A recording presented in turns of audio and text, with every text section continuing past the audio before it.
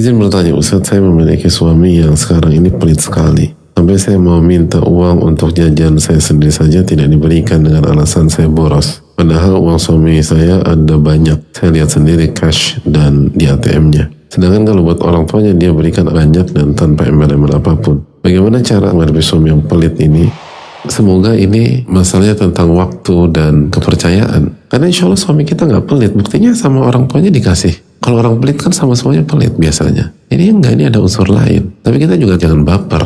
Jadi dia nggak percaya sama aku Ustaz. Nggak usah berpikir demikian. Kenapa nggak kita berpikir positif? Alhamdulillah suami saya nggak pelit. Karena kalau pelit sama orang tuanya juga diperlakukan seperti itu.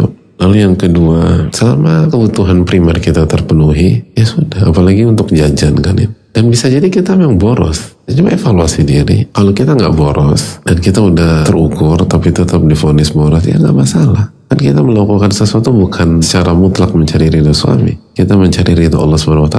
Lalu yang berikutnya, secara umum kalau kita tidak bergantung sama suami, kita bergantung kepada Allah. Lalu kita ridho dengan apa yang suami berikan. Lalu kita syukuri, walaupun dikasih sedikit segala macam, nggak lupa bilang terima kasih. Lalu kita penuhi seluruh hak suami semaksimal mungkin, insya Allah ke depan berubah. Lalu di manage, gimana cukup gitu loh. Dan kita nggak perlu kepoin uang suami saya banyak. Aku udah investigasi, aku udah buka-buka dompetnya, ada berangkas lagi Pak Ustadz gitu. Belum lagi yang ada di bawah kasur, nggak usah. Itu bukan urusan kita, itu urusan suami kita dan hartanya. Dan bukan harta kita. Kita punya harta aja ribet di hari kiamat. Kalau kita nggak benar-benar menggunakan, apalagi bukan harta kita. Dan ini menunjukkan bahwa rizki itu memang unik hadirin. Jadi kalau Allah takdirkan rezeki kita nih, hari ini makan nasi telur ceplok gitu lah. Jadi walaupun suami kita punya uang untuk memberikan kita Wagyu A5, tetap aja rezeki kita nasi telur ceplok. Nah kita tuh fokus, ya kan dia punya fulus banyak. Jangan berpikir itu, ini rezeki kita segitu.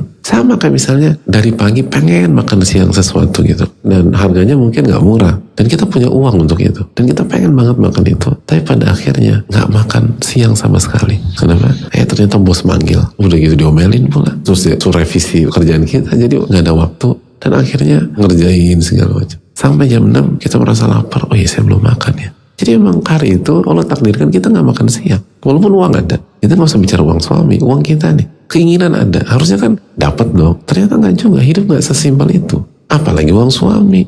Aku pengen ini. Suamiku banyak uang. Masa aku gak dapat? Ya itu terlalu jauh. Yang dekat aja kita belum tentu dapat.